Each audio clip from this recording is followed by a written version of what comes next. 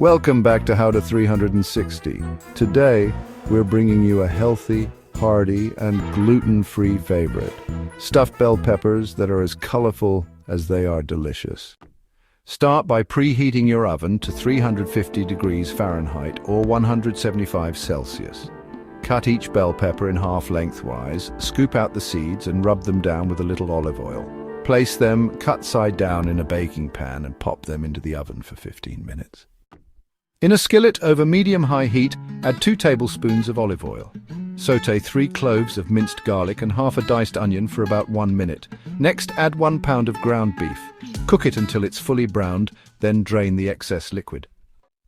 Stir in 1 15-ounce can of diced tomatoes, 1½ cups of cooked rice, 2 cups of baby spinach, and half a tablespoon of Italian seasoning. Season with salt and pepper to taste and cook until the spinach wilts beautifully into the mixture. Take the bell peppers out of the oven and flip them cut side up.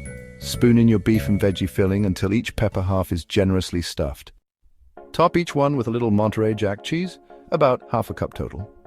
Return the tray to the oven and bake for another 20 minutes, just until the cheese is melty and golden.